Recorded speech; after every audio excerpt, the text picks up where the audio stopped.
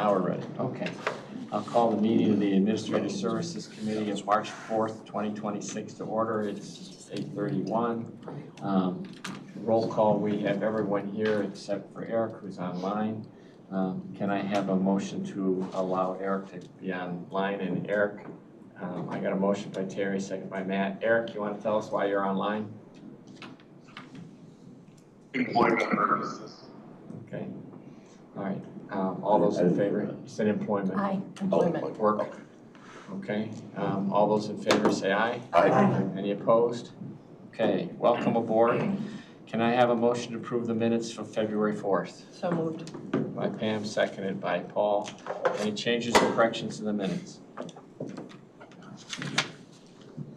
Not seeing anybody. All those in favor of the minutes as they are stated, say aye. Aye. Any opposed? They're approved. Do I have anybody signing on public comment? We have none. Paul. Guy in the back. Sorry, No, that's okay. Nate with the VAC. I'm sorry, okay. All right. It's the hat, Nate. Got it. Okay, well, whatever, just double check. I mean, it's a lot easier. So we don't have any public comments. Any member comments? Don't all speak at once. Okay, we'll go on past that. The next thing we have is actually the routine consent agenda. Does anyone want anything removed from the routine consent agenda? Matt? 7.2 and 7.3. Okay, so why don't we just take them one at a time then? Perfect. All right. So we'll do, can I have a motion for 7.1 and then we'll discuss it and go on to 7.2 and 7.3. Motion by Paul, seconded by Pam. Any discussion on the vacant land sales? My only question is it's been approved by the state's attorney's office, correct? Yeah, that's correct. Okay. The document was approved by the state's attorney's office. It was forwarded to the potential purchaser. This is consistent with the direction that was given by the committee, including outreach to the neighboring property. Okay. Any other questions or concerns about it from the board? Did we include this potential revenue stream in the budget, or is this going to be additional? This will be additional. Thank you.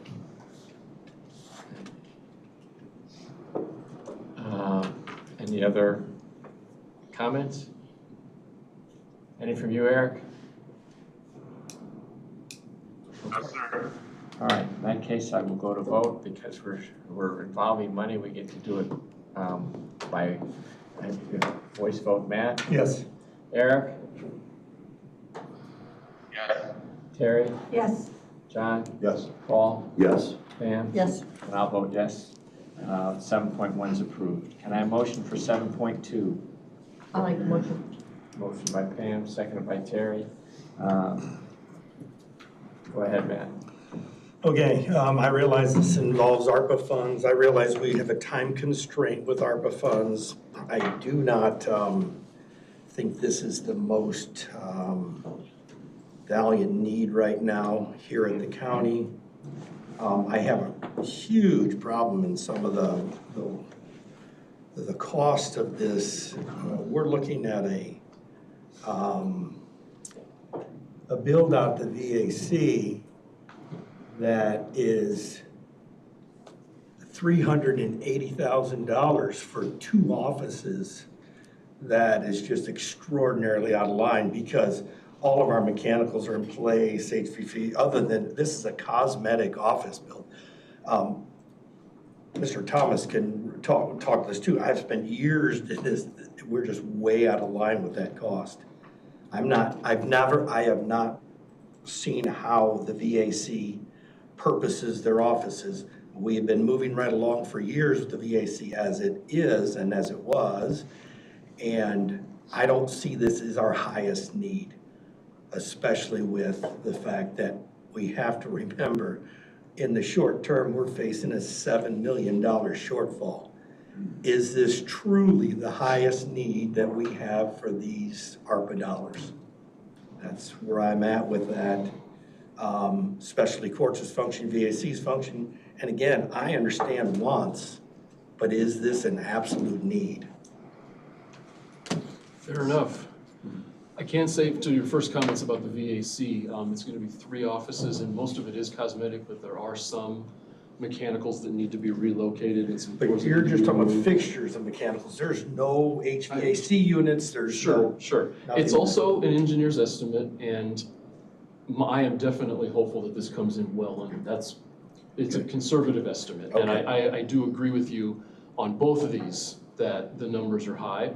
Part of that is the accelerated construction schedule and design schedule, but at the same time, it is an engineer's estimate, and we're hoping that we expect this to come in below what they've told us. It's still $130,000 an office, and if it wasn't a conflict of interest, I would rush right in here with my company. We would really do well with that. So, but again, it can't happen. It's just a cost that is way out of line. I guess I could be persuaded to look back and not be a no, but I'm a hard no as this stands. If we came back with some numbers that could be explained, and I've not seen drawings, I've not seen plans. I went by the fact that we're just steel studs, drywall and drop ceilings, and shifting boots for mechanicals. It's not like we're dropping a new unit on the roof here. Right, and right now, all this is approving is the design plans for that. Any bids that come from that would have to come back through the board for final approval. Okay, I guess that right now, even at this preliminary stage, I don't see this as highest and best needs of our ARPA dollars at the end here. I just don't. Putting it very bluntly, we have an EMA department who's working like Harry Potter under the stairs next to the bathrooms in a thoroughfare. And I'm not saying VAC is important. It's hugely important.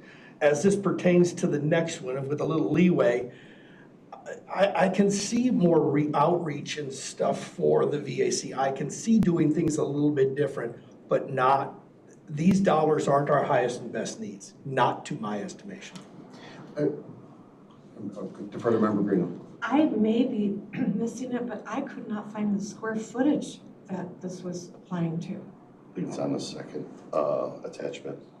Okay, second attachment, okay. It says 4,000 square feet. Where they're gonna be doing the framing and the drywall for $300,000? Yeah, they're roughly about $160 a square foot.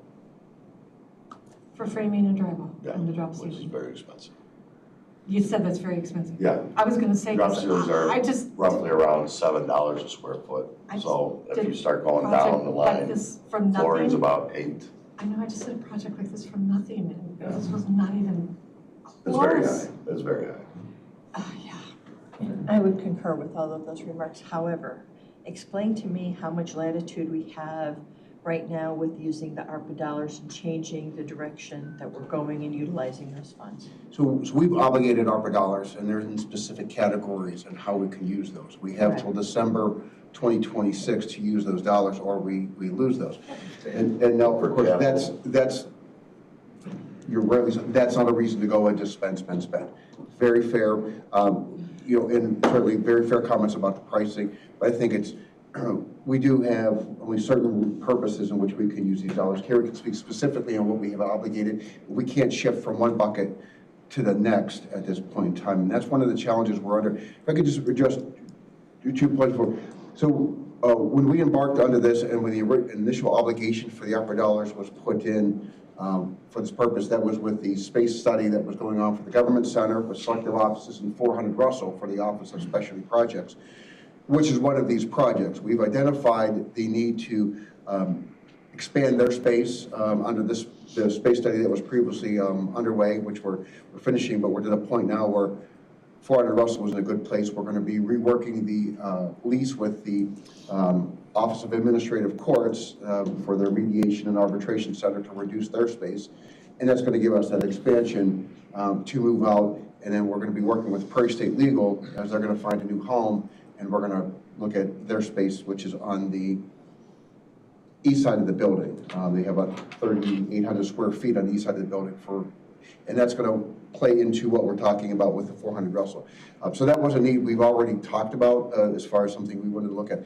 VAC is relatively new. Your next agenda item, Nate will be talking to you about some of the changes he wants to make with his staff, and he'll present his case and argument. He's already talked to PHCS about this, although this resolution was not on the agenda, didn't make that meeting cycle, but he did address it with PHCS, so they're aware of what his needs are. He'll present that to you. But it's actually creating an additional staff position, and he'll explain the need.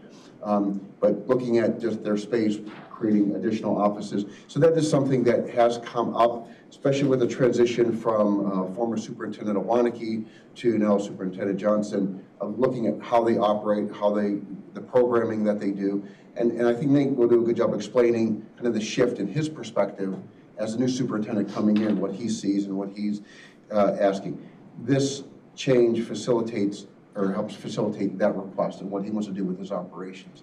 So I think more to come on explaining that need. But what I'm saying is, in the event that we have this conversation, too much money, blah, is there another project for the use of these dollars is what I'm kind of getting at. I mean, if we don't move forward with this, with the understanding that obviously we feel that the cost is too high, what happens to these dollars? Is there another project that would be applicable that we could use? I mean, I don't want to lose funds that, are from the federal government that we're probably won't get anymore. Was it set up as a capital improvement? Is that what these dollars were set up with ARPA? They weren't named to VAC, it was just as capital improvement. That's correct, based on... We can shift to another capital improvement. That's what I'm asking, Matt. Is there another project that is Correct, is because there we had that decided should the time consider? when we were going to allocate those funds Thank you. that we would pick the best need based on the space study, the best need. And I understand everybody is going to have their pitch for what they feel their best need is. I am reticent to spend this kind of dollars. That's a gross square footage. It's well above the norm. So that is my issue. If it did come back and there was a reasonable amount and it has meaning for VAC, I'm all for it. This, as presented, I'm a hard no. And understood, and we're certainly willing to go back to Wold and get some better definition on those numbers. And Absolutely. I think that, Absolutely, parts of what it is really high. As people in the industry, you see what those numbers are. So we certainly As I appreciate understand this, it still comes back here. Yes, it does. We're not authorizing the contract for this amount of money today. We're authorizing the The design, design work. and we're trying to keep it under this number. Correct. That is correct. And the design cost is 7.5% of the 885,000, so, or 825. For the bloat. So would you have to pay these for Wold 64,000 to get this up and going? Right. Yeah, so I think that's the question is looking at them based on, and I appreciate. This could be dialed in a lot tighter than it is. Right, it could be a design of maybe 15,000 And instead of 65. And I'd much rather have this committee say no to give you that. So when you go back, it's not you negotiating. We said, no, not at that level. That's just me. Yeah. I just think that gives you a heavier hammer. I have no problem with what you're saying. Right, Not at all. and I have no qualms against investing in our VAC, but not at that rate. I No way. concur, and I think that again, from that perspective, Thank no, you. we're not Right. gonna do It's a that. very clear message. And then also, depending upon what happens after those conversations, I'd like to know if there's something else. So- If there's anything else in the wings that would fall into that bucket. Yeah, and I have a second part to that, but to my question there, but go ahead. Yeah, No, so I'm done. to respond to that question, the obligation was, it's limited to renovations related to a space study, but it doesn't say specifically which building. So to your question, I think we have a little bit of latitude to identify what those projects are. What we run into, of course, is the clock, as that's running. That's what I'm asking you to do, Yes. Scott, is I understand all of that you just explained. I want to know, if you go back and you tell me if there's something else that we can utilize that much specifically for, that meets that qualification. Okay. Is that, That's clear. I want to know. And if there isn't anything, if you have to rack your head, I want to know that. It's more so what's ready to roll. Right. And that's what it comes down to. Right, thank you. I get it. To that point, that's where 400 Russell really comes in. We had conversations in the government center with state's attorney and courts and sheriff. I'm forgetting others, IT, forgive me, but also that they were, and when the conversation with the courts, Judge Feeder was there, and he actually challenged the trial court administrator, said, what would be your highest priority for the courts? He said point blank 400 Russell. It's a new building. It hasn't been, nothing's been done to it. He's got 2 directors sharing offices, having to move across the hall when someone needs to have a private meeting with the people they deal with. They were also talking about the need to be in that building because of the transportation needs. There's other options outside of that, but there was a substantial need. And right now the building itself does not meet any turnkey needs of the county, should they ever move out. The idea is to take this opportunity with the limited funds that we had. This was 400 Russell was really identified as the top priority. And what we wanted to do there is the building needs a little bit of help in and of itself. There are some mechanical, there are some roofs, there's some, I mean, I've been through the whole thing. And what we want to do, what we're trying to do is turn 400 Russell into a turnkey McHenry County office building. It will fit the needs of of the Office of Specialty Courts when we're done. But should they ever move out, should anything else ever change, what we want to do is be able to have 400 Russell in a state that anybody else could move in and use that space as efficiently as they did. So, excuse me, more work on that side of this resolution. 400 Russell really did come out of multiple meetings with multiple departments as the highest priority to do something, and effectively, hopefully, create that pressure relief valve at the government center that makes it a bit more clear about much more costly and substantial changes that we would need to make for the courts, for the state's attorney at the government center, but make that a longer term review.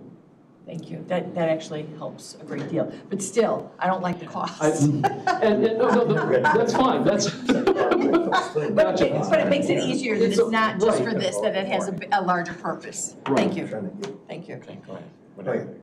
The second part of it was, I only dealt with VAC, and I didn't want to feel like VAC was picking on that. The second part was the Russell Court portion. Not to put too fine a point on it, but Wold missed in their estimates at the VAC woefully, in my estimation. Have they missed that far at Russell Court also? Tangent to all of that stuff is also the fact that we have a $7 million shortfall. Is our specialty courts even going to be continued to be funding? Will that be something? But you explained that this is going to be a McHenry County building. I like that. That helps with my thought process on that whole thing. The dollars don't. I'm still conflicted about the dollars with that. I would prefer that you go back to Wold as a total package and say, this is way too steep. Right. Way too much, the juice is not worth the squeeze on this at this dollar point. It doesn't mean the dollars still won't be used and be refocused. The second part of that question was, are those leases up on these tenants? So I'll speak to that second part. So Per State Legal is up in July. Okay. The Administrative Office of Illinois Courts, the arbitration mediation, they're up next year. But they're certainly very supportive of renegotiating their lease because they actually have more space than they need. And they admit that. And that's fine. What I'm talking about is it fiscally prudent to be pushing out, in our time terms, pushing out people who are giving the county money for our space. Again, that was my question. The July I can see, absolutely. We've been working very closely with both parties, and neither one of them feels they're being pushed around or out. Excuse me. They recognize that, on the other side of that coin, they recognize we own the building now. And, right, but I was speaking specifically to the income that we receive. That's exactly what I was speaking to. Prairie State Legal is looking for other space. They have not expressed a need to remain in the building. Okay. Administrative courts, yes, they want to be there, the proximity to the court. I'm in touch with the lawyer in Springfield who manages this lease specifically. They are very interested in staying. They're very interested in getting a temporary lease. While any work is being done, they're very interested in then continuing the lease once their office space is finalized. Okay, so to end everybody speak, do anything with it. To end I'm still a no-no on this because I want this to go back to Wold and put a finer pencil to this so that we have Got it. really closer facts what we're doing here. This is, I apologize, this is a fairly quick turnaround for us, so I appreciate the apologies information. necessary. Very clear message, I'm happy to take that back to, won't be the first time they've heard from me. Okay, no apologies necessary, that's where I'm at. Well, two things. One, I just want to make clear, this money does not impact our budget whatsoever at all. It doesn't make the budget better, it doesn't make the budget worse, it has nothing to do with our budget, where we're going to be at next year. Don't want to lose the money. Yeah, exactly. I don't want to It's the lose it. focus. If we lose the money, then we have to, gonna have to pull it from the budget to spend it. And it's the focus, yes. So I just want to make sure that's very, very clear, that we get those things mixed up and that people take it and run with it. The second question is, didn't we last year, and correct me if I'm wrong, push off doing a major space study? We scaled it way back. Did we do that like last January? Yeah, it was, we did proceed with a space study. It was limited to certain offices, State's Attorney, Public Defender, Sheriff's Office, Court Administration, Okay. and also Specialty Court. So we did proceed with that, but not Part of it. not a full-scale, Okay. campus-wide or facility-wide space study. Okay. Because you brought up EMA. Yeah. Right. And I was just speaking specifically to the dollars we had. But I guess my concern is that, we're looking at doing this, but we don't have really a good picture overall where we're kind of sitting at. This building is 20 years old. The center across the street is 50 years old. It depends on the part of it. Et cetera. So we're, Four parts there. Yeah. so I'm just worried about how we don't spend money here, but then we end up piecemealing over here and here and here and here. So I just want to be cautious about that. That's fair. We've got some other, not to speak too much, but we've got some other properties coming online. I mean, my old space is going to be coming open. Crystal Lake's got some space coming open. And we're looking at, I mean, there's a lot of moving parts besides this. Some needs here, but needs elsewhere as well.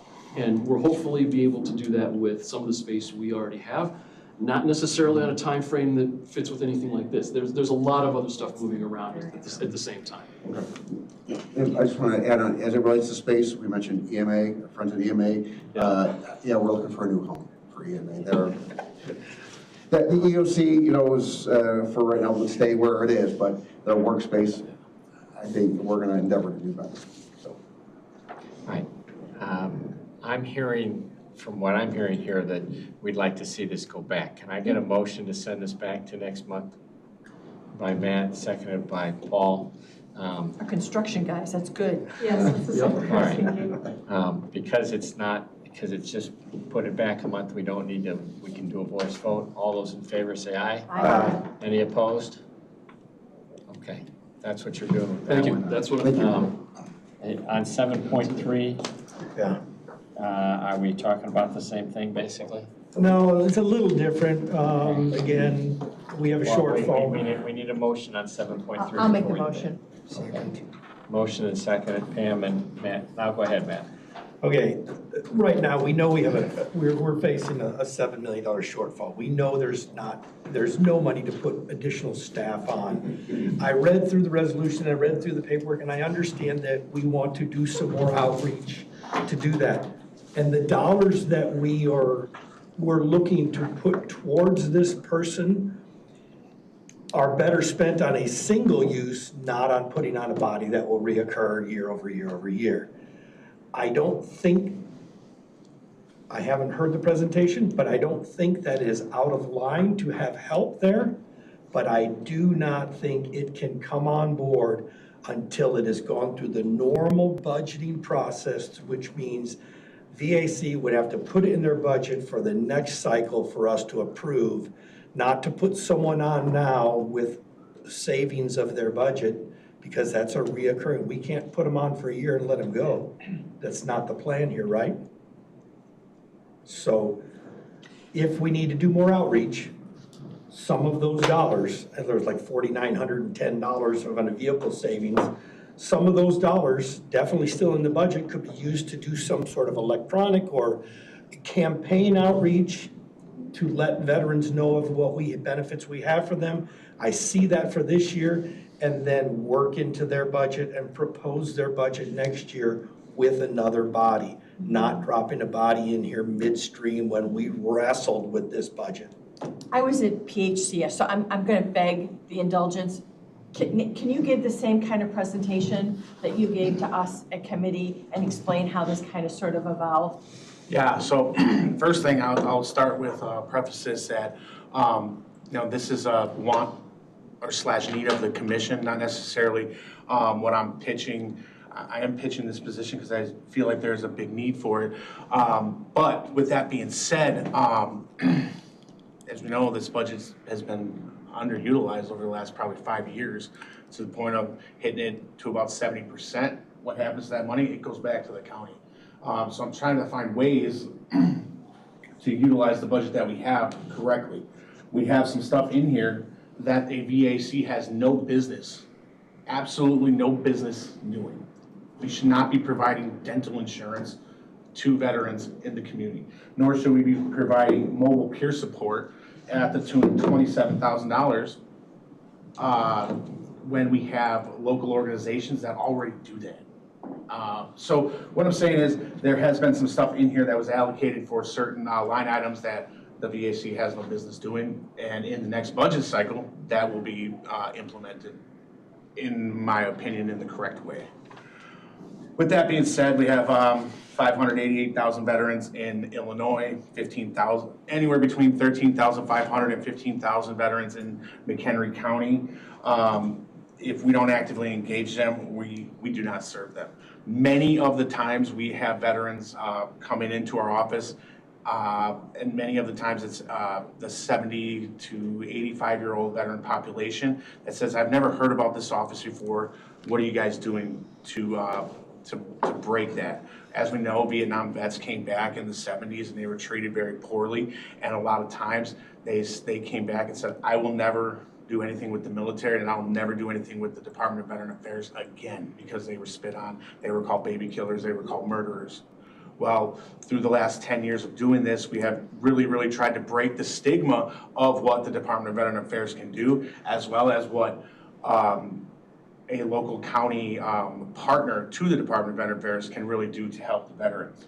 We know that there's a veteran suicide crisis right now. And the different services we can provide through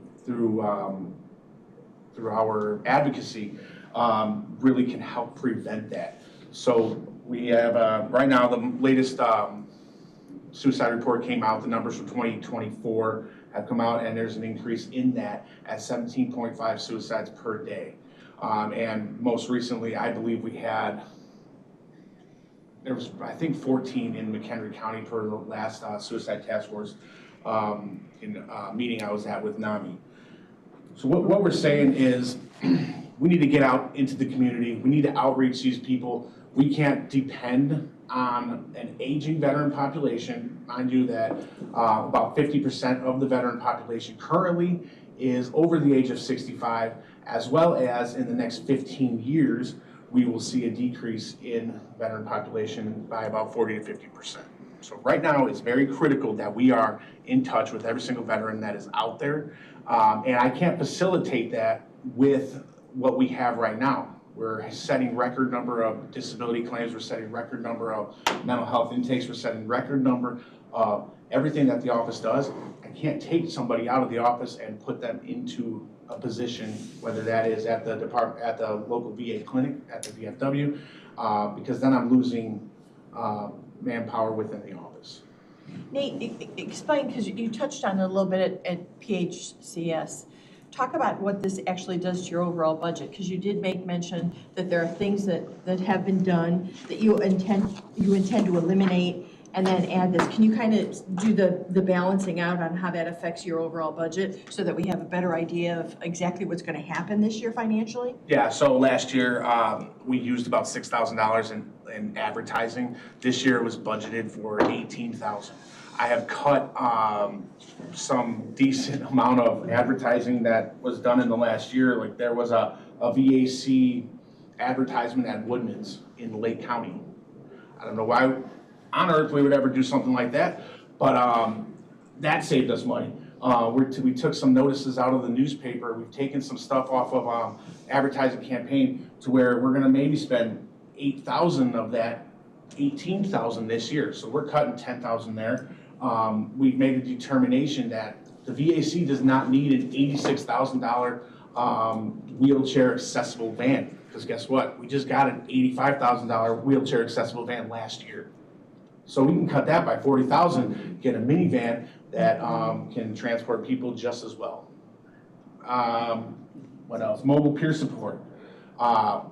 We have a social services aide within our office who just took the Certified Recovery Support Specialist exam, passed it, so we have cut the cost of that $27,000 of having to go get a peer support by already having one on our staff.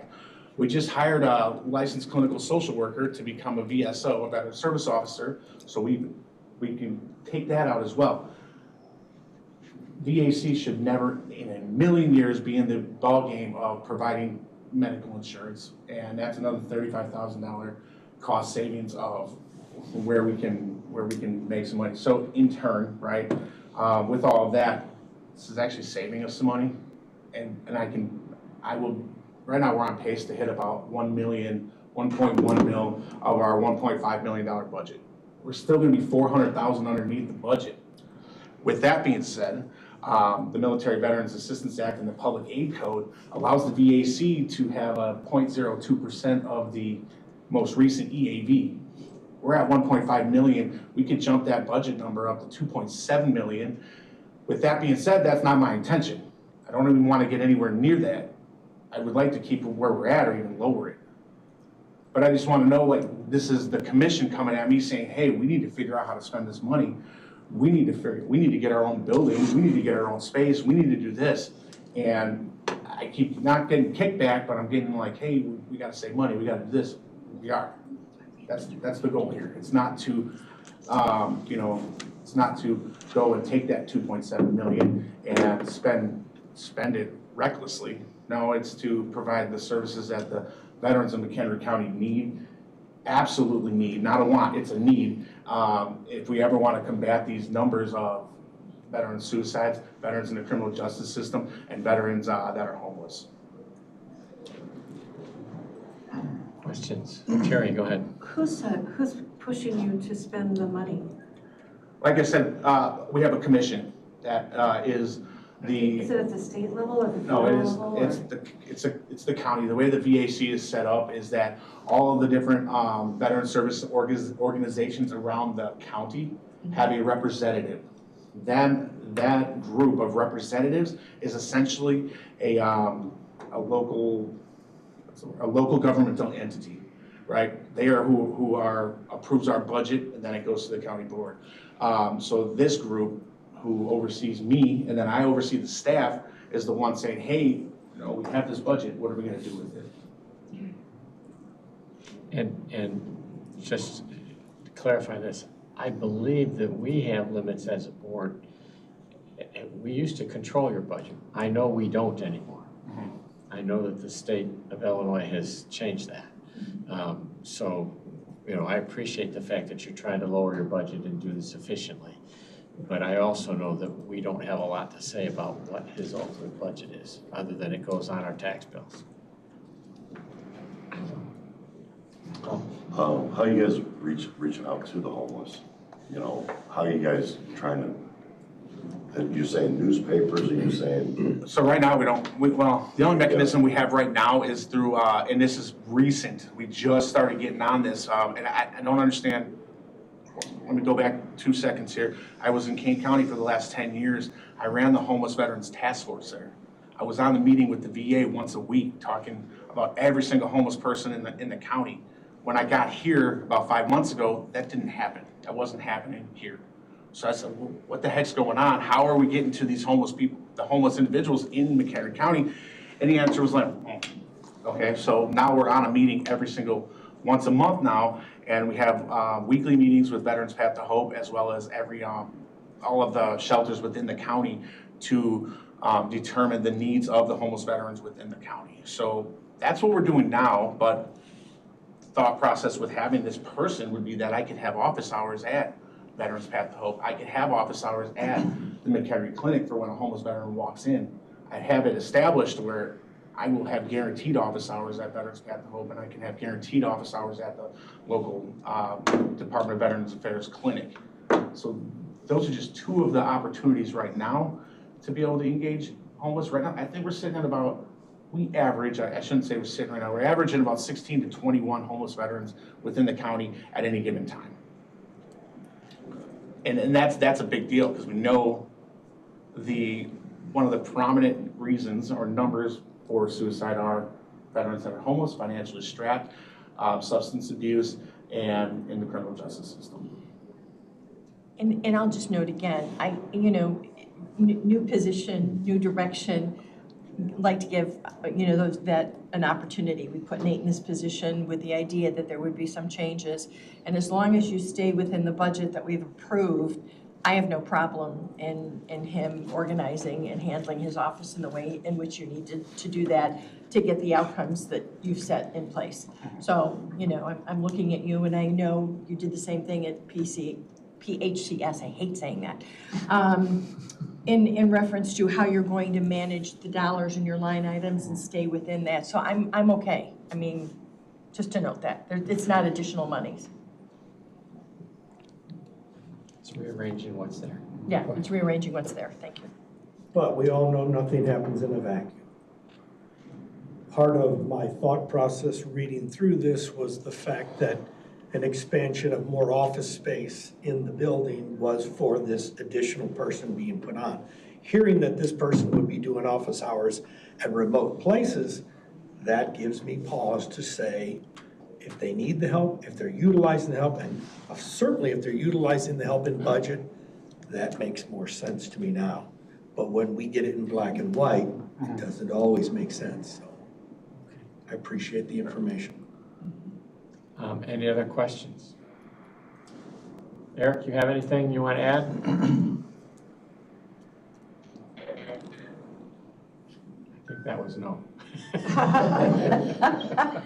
don't know what I was. You okay? Okay, we'll go to vote then. Again, it calls for a roll call vote. John? Yes. Paul? Yes. Pam? Yes. Terry? Yes. Eric? Yes. Matt? Yes. And I'll vote yes. Thank you. Thank you. County Board rules. I know I didn't get a big draft, but what do you guys got? Here, I got this. All right. Good morning, everyone. Let me share what we've got here so far, and I'm gonna take this opportunity to apologize in advance for not getting the draft out to y'all. We've had a little bit of a fire drill over at county administration, given that the federal government has issued community project funding requests. So again, we've been trying to get money into this county. And guess what? They're due on March 6th and March 10th is when they're all due. So a little bit of coordination trying to get that taken care of quickly. So again, I would be more than happy to push this off. I would too, that'd be great, because I would love to see it in advance, then you don't have to go through as much and we don't have to postulate questions. Yeah, I would be in say favor of let's- moving this back, Yeah, we'll see in April. I like that. Okay. Save you the time. And That's can we great. submit things to you? Please feel free. And again, I will make sure this is in writing to you, and After March 10th though, right? Of course. Oh, yeah, oh, yeah. And we did have several asks at the state's attorney's office based on the last discussion. They surrendered some opinions. We didn't receive those until recently, so some of the fire drill too was working to incorporate those in. Oh, I understand. So we appreciate the additional time, and also too, we know that the Valley High Operating Committee will be talking about kind of the board rules as well at their meeting, but they don't meet until the next meeting cycle. So. Okay, perfect. That makes sense for everybody. All right, capital plan.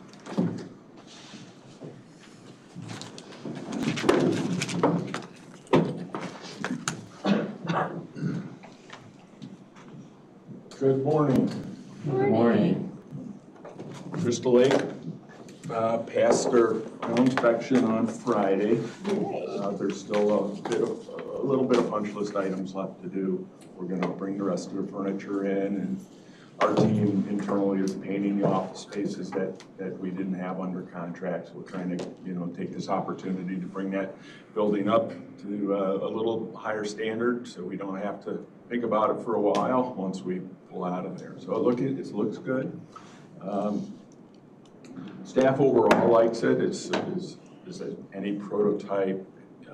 Once people really see the spaces that they have questions that we can answer, but it's not always as gratifying as we might like, but it's turned out well. It looks good. Corner suite continues to be a bit of an effort for us to try to get over the finish line. The primary issue we're having is with the equipment provider. So we rolled up the cooler, freezer, work sink, stainless steel into a joint purchasing agreement with an out-of-state company that really likes to sell their product and sub it out to a variety of contractors in the region who may or may not provide the best service. We're a one-off. We don't do morgues every year. We're not a university. We're not a big hospital group, so we don't build that relationship. So it's been a bit of a struggle. They're on site now. Stainless steel still is not complete. The morgue sink is in. The base cabinets are in. The tops are not in. The control panels for the cooler and freezer have been an issue.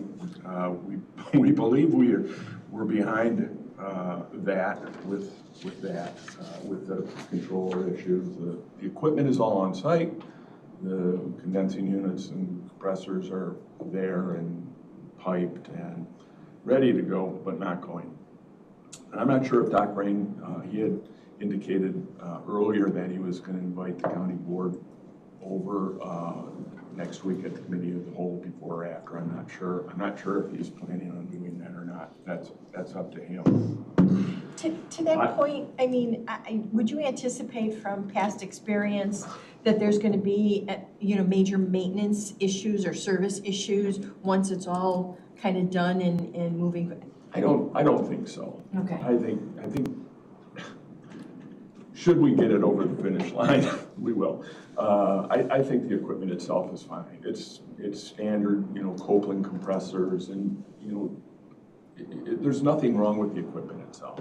It's just getting the coordination amongst the various subcontractors and the provider on the same page is really the problem. I don't think the county will experience any. I think we'll have a decreased liability as far as the equipment failures and that goes. That's our hope. Okay, thank you. You're welcome. We asked for and were approved a project in the capital plan to do an energy efficiency project for the government center, which is a twofold project. It's a replacement of equipment that we have today that's 17 years old. So as some of you know, that our buildings are all controlled by really thousands of data points that we pick up and look at and make decisions with, or our computers make decisions with. And so part of that project is replacing those components in the courthouse and putting faster, better components in. And then with that, being able to draw better lines on how we make decisions on when we start equipment, when it's occupied, when it's not occupied. So we reapplied. That project is now going. We reapplied to NICOR and ComEd to make sure that we're going to get the incentive money that we were approved for last year prior to coming in. So before we do any work and commit any actual dollars, we've sent letters out and we received letters back that say yes. And once we do that, we'll get working on the actual work. So that I'm glad to see that going. As you know, that has about a 1-year ROI. We're gonna, it's a $320,000 project. 200 and some dollars are, coming back. From NICOR and ComEd, coming back as an incentive to us. Is that done as a credit or is that done in a cash? As a check. A check comes back. Okay. That check will go back to Gary, and I'm assuming goes back into the capital project account. Yeah, okay, thank you. So that the county now has a $100,000 liability yet to pay, and that should be paid from the first year's energy savings. And we expect it at around $100,000 a year on both natural gas, in a combination of natural gas and electricity. So it's a good project. I mean, it doesn't make your budget a lot easier next year. I understand that, but it doesn't hurt our budget any. It helps put a little slowing of that energy inflation in place. So it is a good project. So it's moving. We're also working with the Sheriff's Department Corrections to help them specify and go out for proposals to replace their jail kitchen floor. Their jail kitchen floor is a quarry tile, 9/16 inch tile, which was common at the time to put in kitchens. It had kind of a non-slip surface about it. It's an unglazed tile, but it served them well. It's worn out. And, so a urethane flooring is proposed. We've put together specs to remove the existing flooring, prepare the concrete sub-base, and add a suitable urethane coating on cementatious coating on the base, and then cover that up with a high temperature epoxy coating on top of that. Right now we have, I think, 11 contractors that we'd like to send this out to, and we're going to see proposals back, and we'll allow for some variance on what the products that they use are, depending on their reputation, where they've used it, and how they can demonstrate that this may be a better solution for us. And then the sheriff will be using inmate welfare funds to pay for that. Don't ask me exactly where those come from, but I think they come from inmates themselves, buying commissary items, etc. So we're working on that. We have a meeting tomorrow with the sheriff and purchasing to try and advance that. Valley High Chiller project is going well. We approved a proposal last month to bring a mechanical contractor on board. They are on board. They are working right now to get their piping organized for delivery of the chiller a week from Monday, and probably take about a week and a half to crane off the old, get the new one sitting, get it piped, get a startup to take place and get it going. So that's going well. And that's what I have to report on. Any questions? No, but I'd like to add to the ribbon cutting for the animal. April 10th. It's April 10th, thank you. Tom, so we're gonna get a ROI in about a year of 100,000. What is different as far as turning your units on and off and lights on and off that we're doing today? Well, That we couldn't do that 2 years ago, or I'm just the sequence of operation, the primary sequences of operations were established about 15 years ago. And it made a dramatic decrease in our cost of energy at that time. We just took more finite control over the equipment. Today, the difference really is that occupied and unoccupied status, as far as it's, we have broad categories of occupied and unoccupied statuses now. The building is a government center. It's not a 24/7 operation, but it does start early and ends late, typically. But what it doesn't really recognize always is if somebody's actually in that space. And yes, the lights know, and the lights turn off, but the system doesn't adjust really for that specific space. Now it's generally occupied as far as the HVAC is concerned. Yep. The lighting's know nobody's in there, but the equipment doesn't really know that. So your ability to tune things down a little bit when larger areas are unoccupied, and the fact that the feedback from the equipment versus the room temperatures is better. So that feedback allows them to not have to anticipate, I don't know if I'm going to be able to get this running as quickly as I want. It's really cold out. I think I'm going to have to start 2.5 hours early because we don't want to come into the space. We don't want our public to enter a courtroom that's, too cold. Configuration. Do you have like a VAV in each room or something like that? Yeah, the government center is served by, I'm gonna guess, and I'm gonna be so wrong about my guess, but I would say there's probably 300 VAVs on the floor. Okay. Right, and there's. So it's one thermostat running the whole floor, No. individual rooms have their own. Correct. Yeah, most spaces, a space like this would have multiples, just like this. This building's also served by a VAV system. Matt, you had something? So obviously there's more nodes reporting is what it is. Do they work by Wi-Fi or is this all hardwired in? Those are generally hardwired. Okay. Yes. They're more accurate hardwired, they're faster hardwired, so that's great. It is, yeah. It's a bit more reliable, and it doesn't interfere with other systems. Great. Any other questions? Thank you. You're welcome. HR.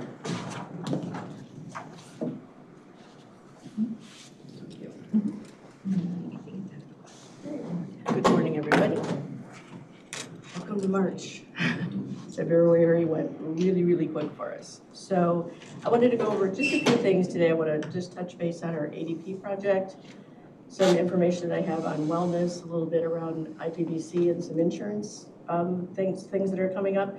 And then, as Carrie's always here for us, we're going to talk a little bit about positions and questions that were brought up at the last meeting. So ADP is moving really quickly. It's we're on a very fast track because we are going to have them on site the week of March 16th to start some design work. So what we're doing right now is we're giving them data. We're asking, we're filling out a lot of questionnaires. We're on the front end of that, kind of doing a lot of the HRIS system build out. So, so that's moving very quickly. I was on a call yesterday with 15 team members from ADP and Foster Thomas, so they were coming at me with every question they could think of. So it's very engaging, it's moving very quickly. I think we have a really solid team internally and externally, so great expectations around that. So that's moving very quickly. I want to iterate again, and it will take care of the way we're designing it. It will take care of the issue that we had at the sheriff's department with compensation and payout and overtime and That's right. I mean, That's one of the specific things we're going to be talking about when they're out on site. Yeah. Is meeting with some of the key departments to address what's working, what's not. What are their needs versus wants, and so on. And that's definitely on the list. I just want everybody to be aware that Right, but we take won't have care that is issue. not necessarily the word, it's not take care, but it tracks, correct? Correct. They track. It's getting us the information that we need, and They won't make them go away. Comp time's here to stay. No, but we won't have the issue, the budgetary issue that we're dealing with. Correct. Thank you. Yeah, and I think that's one thing that is really we'll know it's helpful internally is we're all kind of sharing ideas. I mean, I had a conversation with Lisa Shamhart in the foyer yesterday morning, just talking about work comp and how do we track it. And, we don't really track the ability when people are on light duty. So there's just a lot of opportunities that we're just drawing from all sides to make this the best system that we can put out there, the best tracking abilities for everyone. So we're really doing a big outreach to make sure we're pulling in all the great ideas. So so really excited about that, but it's time consuming. It's a lot of work, but we're ready for the challenge. Wellness is kind of fun. Terry. So this is maybe a silly question, but when they're on a work comp light duty assignment, and let's say they're doing something maybe more clerical or desk job, are they able to go into, say, for example, an 8810 code so that the cost is less on that light duty assignment? I think the work comp, well, I understand what you're saying. I think the work comp code stays with the position. Yeah, I'm sorry, I was walking over. Yeah. Can you repeat the question, please? The workman's comp code on a light duty assignment, is it 8810 versus what their normal job would be because they're doing more of a clerical or administrative task because they can't do their normal job? They're still going to receive their full pay as if they were working in their position. Not the pay, But so I'm not sure what the. What we pay in comp.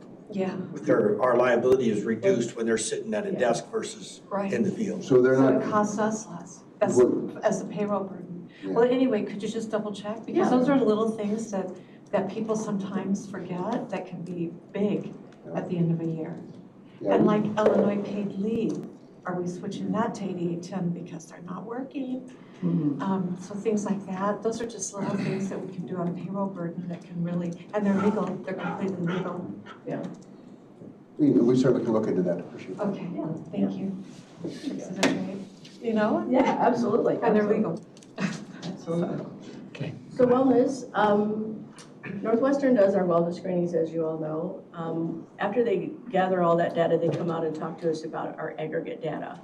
And, we don't have information about anything specific to any department, to any person at that individual level, but we get an insight to see the wellness of the overall employees in the county, and it helps us to identify wellness programs, where we need to concentrate, all the way down to what insurances we're offering and things. So I just wanted to share a couple of kind of fun facts and interesting things that I thought came out of this meeting yesterday. So we had 770 employees screened, 629 of them were repeats, and 141 were new. So that's great that we're engaging with and getting people, they're getting it into a routine, it's becoming part of their process, and we're also, gaining the new people that are coming into the county. So really great stuff on that. One thing that we talked about is that every year we save a life. This year we didn't have to save a life because our population decreased their high-risk notifications by 112. So a high-risk notification is when you're out of range in a blood pressure or a BMI or whatever. There's a notification that's put out there by the physician to let you know that you're out of range. So that decreased by 112. So I think we're seeing some really good significant changes. Killed all those other guys off. They all retired, we kicked them out. Yeah. So, interesting fact, our BMI is decreasing overall, but our stress levels are higher. So, don't know sure how those are balancing. The other thing that they do ask, there are some survey questions that you ask. Overall job satisfaction, that they would strongly disagree or agree with it, is actually up. So we're really happy to see that people are responding that they're happy and are engaged in the job they are doing. So that's a good measurement for us. Again, when we talk about risk migration, so if an employee has like more than 5 things out of range, whether it's or 3 to 4, they're kind of stacked, so it's low, medium, high. Again, 88 people lowered their risk this year compared to last year. So again, another very positive, significant change for the employees. So really happy to see that. Newly discovered risks are always something that we watch for. A lot of it is always around diabetes. People do not have any idea where they're at in the scale. So 182 people were out of range for pre-diabetic. 140 of them said they didn't know it. 42 people that are diabetic, and 9 of them said they didn't know it. So these are so significant in the overall health, because when we have healthy employees, they're coming to work. They're doing the job, they're engaged, they're not missing, we're not paying sick time for people that are not here. So I think it's really engaged that we look at the overall health of the employee. Hypertension, the same thing, 290 people were out of range. 218 people said they didn't know that they were out of range. 164 were pre-hypertension. 125 said that's newly discovered for them. So again, it's that awakening, it's that understanding, and as they learn this, they can correct it. And we're seeing that return now come where our risks are lowering. People, we don't have, we shouldn't have the attendance issues and things with people being off more sick. So the last thing that they had talked about is some self-reported conditions. Back pain and chronic pain are 2 very high reported, self-reported fields or ideas that they have. People that have this are usually absent from work more than 7 days a year with back pain or chronic pain. So we're gonna be working very closely with that. Deborah, our wellness coordinator, already has some chair yoga sessions set up for this month. They're gonna come in and they're gonna work with us over our lunchtime to help us learn how we can move while even while we're sitting in our chair, how to stretch, how to be more active even as we're desk dwellers. So, some good stuff. Any questions on all this? Yeah. Do we delve deeper when people say that they're more stressed if it's job related or personal related? They do not. I would ask that maybe in the Yeah. future, I mean, to me, that's a big distinction. I'm more stressed, but I don't think it's related necessarily to how I'm working. Sure. Right? We can customize questions, some additional. I would be Yeah. real interested, because it would make more difference to me if it was, to respond if it was job related. Yeah, as opposed exactly. to- Exactly. So this is all good stuff. Again, this helps us, but again, I just wanted to kind of report out that while it's different than, remodeling offices and things like that, but, I report out on humans. Yeah, I report out on humans, and that's kind of the world that I live in. So I'm excited.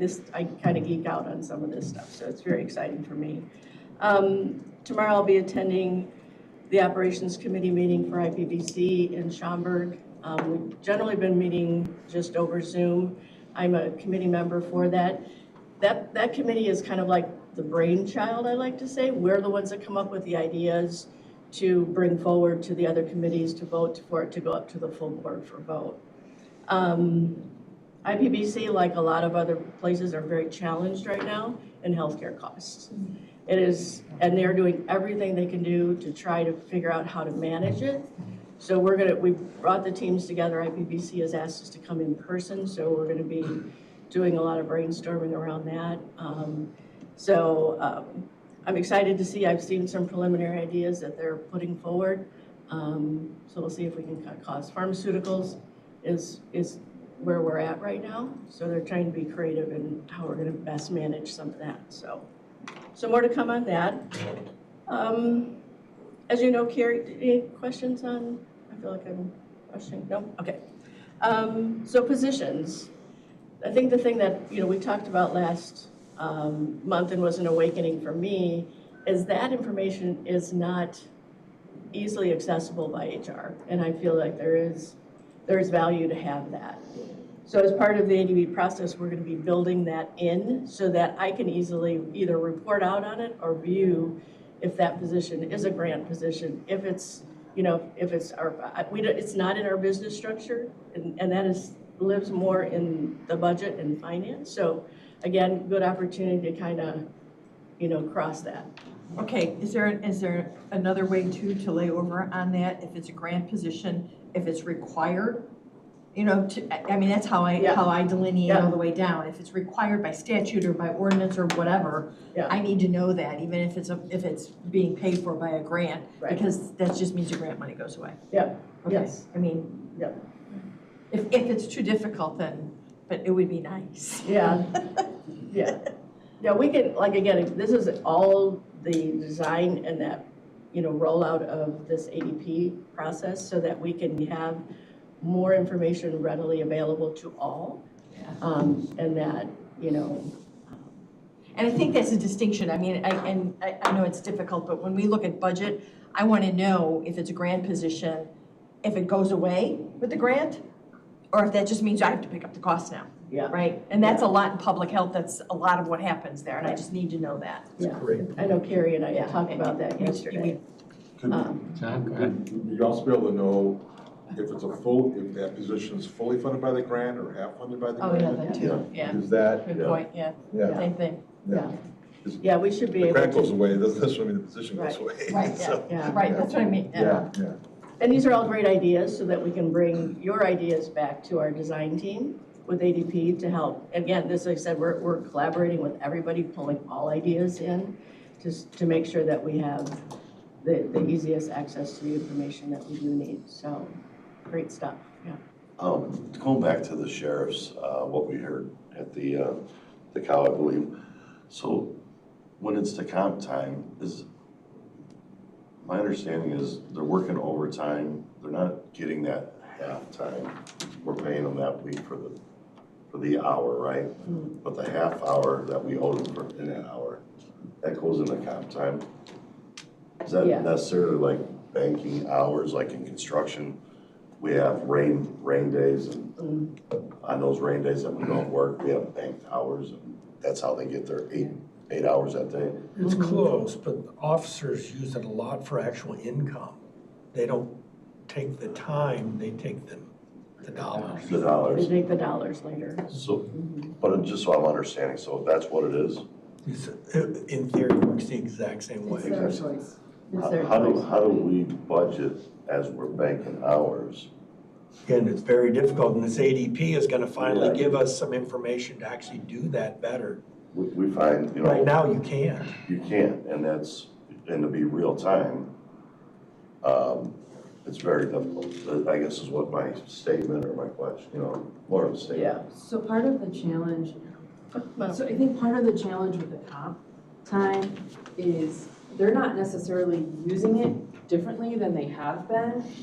It's just now that they're fully staffed, it kind of takes out that. Question. Yeah. Well, I the don't like ability cushion to- budget. yeah. It takes out, It's a bigger number.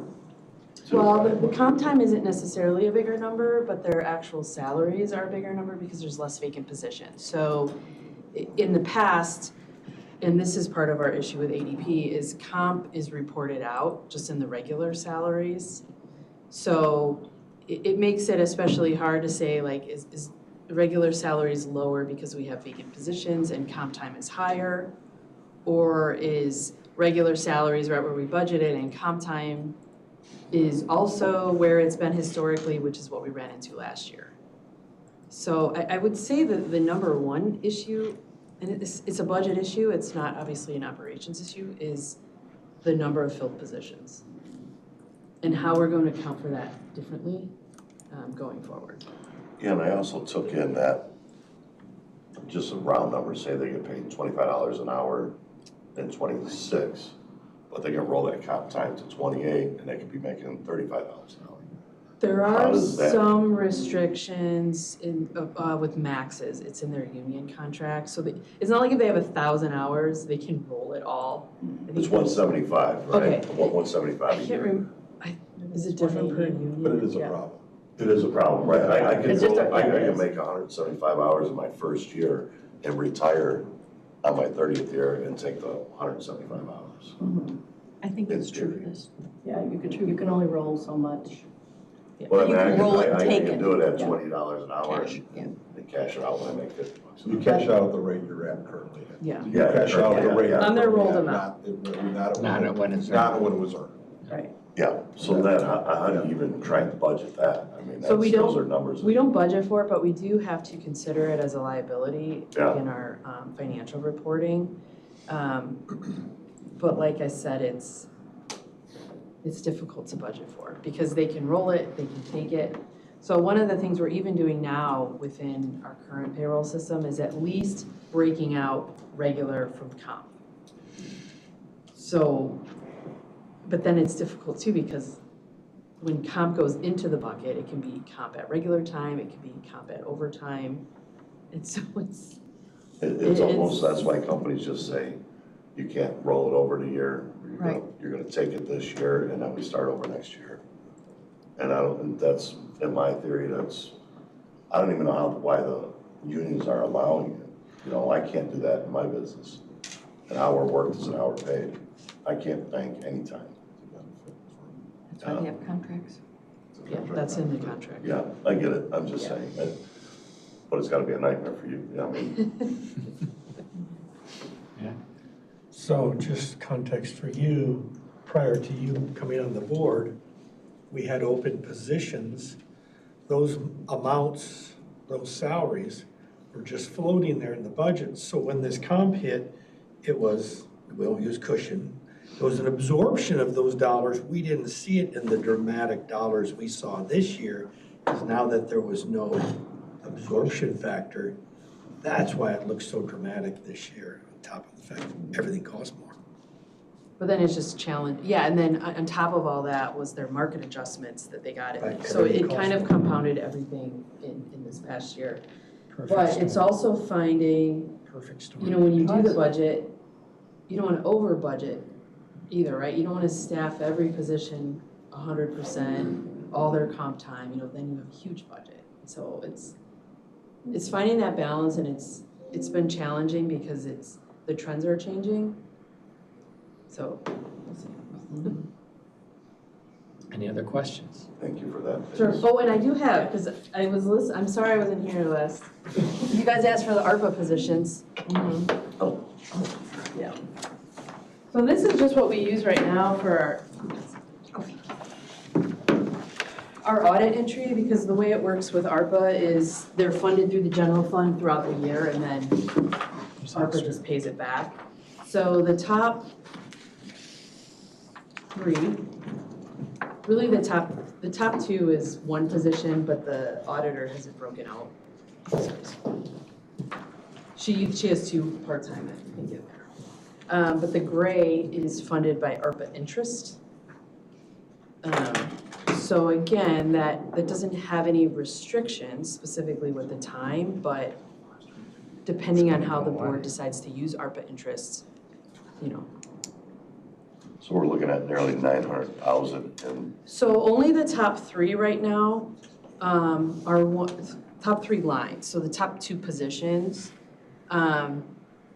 would be something that the board has to consider after this December. So all the positions below that are currently going to be funded this year with ARPA, but then they're either going to be eliminated or moved into some vacant positions. So a lot of the work we did at the end of the last budget, you know, was to really have departments take a close look at their vacant positions, how long they've been open, and what are their needs, you know, and how can we kind of move some ARPA stuff to address those needs, but not increase the overall budget. so you're saying filling an open position, will that be what that position pays salary-wise, or is that, say, they make 80 grand, but the open position is 50 grand? No, so it's similar grades. That would be, okay, so if there's not an open position in that similar grade that the employee makes, then you're gonna have to make a concession, either lay somebody off. We've already or- worked through all that, and we didn't come across, like, there was positions open that were equivalent to some of these, and some of them are just going away. Okay. Anything else? Thank you both. Thank you very much. Can I just ask one, and I forgot to ask the last one, sorry. Go ahead. Just in general, not specific, but for for our health insurance, and what is our deductibles? What is the lowest deductible that we offer? The lowest deductible that we offer is $500. 500. That's on the HMO. Okay. And the second lowest? Is 1,000. So again, it depends on if it's single, if it's, you know, Right, so it's right. very staggered. I can get you a little summary of all of that so you can look at the comparisons to what we have. That would be great. Yeah, you know, when we get into, you know, if you're kind of aligning or thinking in the idea of changing deductibles and stuff like that, it moves the needles so minimally. Sure. And anytime we change any plan design, we have to get union approval. So we would be in front of the unions asking them to make these changes. We have the right to change costs, but they have to give approval for any plan design changes. Yeah, I thought those would be kind of fixed, but I was thinking more of the non-union, you know, employees. Yeah. You know, there's nearly 500 of them or something. Yeah. Yeah, we worked really, really It's really hard. low, 500 is.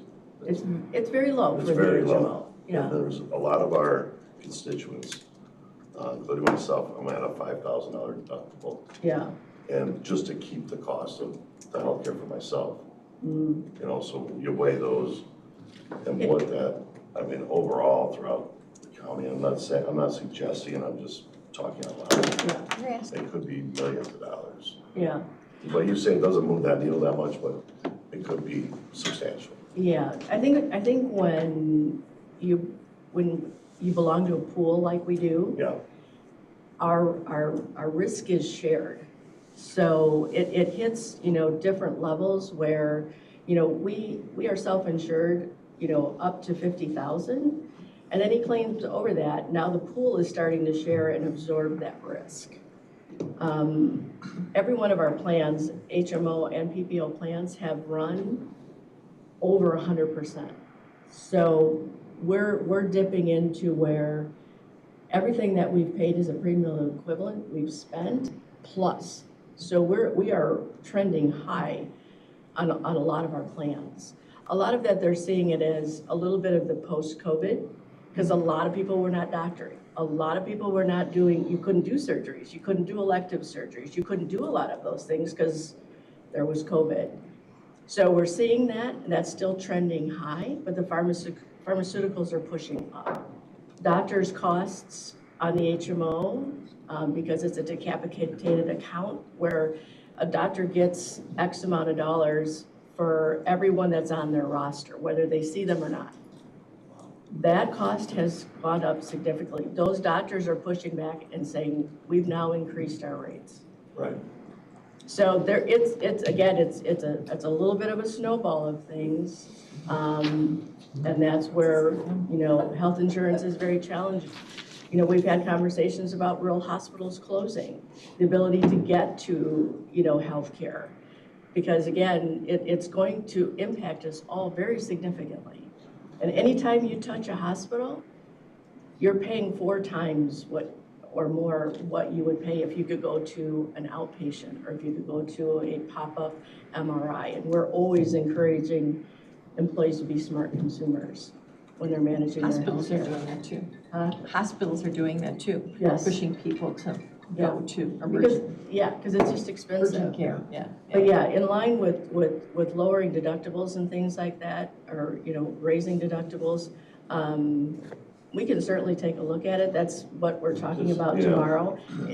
When I was in manufacturing, my world before I came here, it was always a play on the plan design and what the deductibles were gonna look like, dictated the affordability. So I've been there, I've worked with it, but there's a lot of places out there that are looking at 30 to 40% increase in costs in healthcare right now. And that'd be an interesting conversation also to have as we are negotiating with our unions. I mean, where do you want to see the amenity? Do you want it in better health care coverage, or do you want it in base salary increases? And it would be real interesting just to have that conversation and see what the overall membership in each one of those unions chooses. Yeah. And again, as our work staff reduces in age, it really might be healthcare. Yeah. If they have young families and stuff, they might want that advantage over, I don't know. Yeah. I'd be real interested to hear what the consensus was. Right. Because right now, we're still waiting for the demand bargain for the DOT facilities with Local 150. They generally have released their insurance rates because those change in July. They've not come out yet. So I'm real curious to see what they're gonna come out with. Ditto. Because the Local 150 union employees are not on our health care. Yeah. Right. We pay that through the fund. So, and we have no negotiating power. That's what I figured you would. It is I what don't it is, either. and we have to Yeah. pay it. But we tie it to their wages. Sure, the burden, the total burden, Yeah. yeah, sure. So there's, we could talk all day. Love to. Yeah. But yes, thank you. Thank you so much. Of course. Thanks, Paul. Yeah. You're up. All right, communications. All right, sorry, shifting gears here. All right. So you have the report in front of you.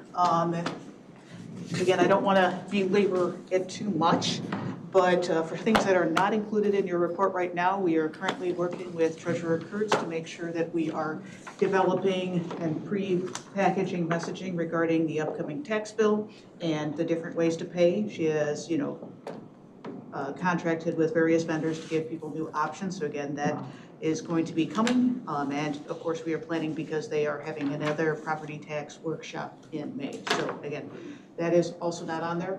We are also working as communicators across the county and non-communicators who are, just in regular departments to make our website more accessible and implement the WCAG 2.1 AA standards. While Chairman Bueller, Member Altoff, Scott Hartman and I were at the NACO Legislative Conference, we also received an update from NACO staff saying that the Department of Justice is looking at an adjustment to the rules, but of course, and again, they've taken additional action on that, but nothing final has been presented yet. We are staying in tune with NACO to make sure that we are looking to comply in the way that is mandated by the federal government. Do you have any questions on the report itself? Not me. Anybody? All good. All good. Thank you. We're doing a good job, thank you. Really, I think that pushing out a lot of information and a lot of communication back and forth, I think it's a nice job, so thank you. Thank you. Appreciate it. Mr. Hartman. Okay, good morning. Just a couple items, but I want to start off with my report to this committee, just to publicly acknowledge Alicia. In 2 months, and it's been 2 months since this transition, she's been incredibly busy. I mean, the NACO conference in DC, she coordinated everything prior to that, setting the agendas, all the appointments with our legislators, getting us to where we need to be. It was incredible, and she did it in great fashion. It made it look easy, but she mentioned the community fund projects. These are opportunities for the county to work with our legislators and try to bring back money. I mean, we've been successful with the police social worker program not too long ago, and these are opportunities to work with not only for county needs, but our municipal partners as well. Very short window. She's been just juggling all these different things. The legislative agenda, which has been pretty active, both at the state and federal level. Communications, maintaining that report, plus keeping our communication program going without skipping a beat. Ethics Commission is going to be meeting tomorrow, so she's coordinating the ethics ordinance, the training for the Ethics Commission, and boy, the list goes on and on and on. So if you see her, she tries not to look stressed, but I just want to acknowledge her. I was saying she tries. She isn't always successful, hair on fire, but yeah. But yeah, so thank you for just jumping in. Couple items. This is related to risk management. I just want to report out to this committee, since you have oversight over risk management. I'm going to be asking the Finance Department to make a change from some of our object level 4s or 4,000s to funding to the 5,000s, because the state's attorney had asked for a product called Everlog, which is an e-discovery tool which will help them organize the hundreds and hundreds or thousands of pages of documents, compile it, has AI tools, and it really is going to make their job a lot easier. They do a Herculean task of managing in-house all of our lawsuits, and this is a tool that's really going to help them, because we do have some substantial suits that are there. That's going to be about a $24,000 program. It's not budgeted in the 5,000s for the tort budget. But if I move money and I look at the budget, I can do that to provide this tool that they're going to need. So just want you to know that it's not rising to the level of county board approval because it's below the 30,000. But I just want you to know that we're going to be doing that and providing that tool. The state's attorney, they haven't asked for very much over my tenure, so I'm happy to do this. You're going to see actually on your agenda, your county board agenda, the changes to the purchasing ordinance, and I just want to touch on that again. That really is the shift among the few changes, but the big shift is moving purchasing back to the finance department and putting that under Carrie as a CFO. So she'll have control over purchasing. As part of the transition plan with the county administrator changes, as you recall, Adam's position is transitioned out of purchasing and is doing a lot, as the assistant county administrator, a lot more working with our municipal partners, okay, infrastructure projects. He's working with Alicia on some of the municipal infrastructure work that may be coming forward for the community fund projects. So, but that's, and April 1st, we're looking at making that change official. So, Do you anticipate in the future, shifting that responsibility to a new department? Do you see that adding staff? Do you see that as becoming a bigger, broader responsibility? What do you think about the future, Scott? So, well, right now, it's the staff of two procurement specialists are going to move directly under Carrie. They get that job done. Right now, they're going to continue to get the job done. They have one support staff too that helps. But really, So we're shifting staff along with the responsibility to that department? Correct. That's the answer, Correct. thank you. And, Got it. you know, obviously, that's something that Carrie's going to take a look at, and we'll work with Carrie on what she sees as the most appropriate. I didn't for the understand there were people being moved with that That's, too. that's Thank you. correct. Thank you. They're just, so that's going on. Yesterday, we had a really good meeting, Shaylin, our county coordinator, Adam, and I, with the Village of Spring Grove.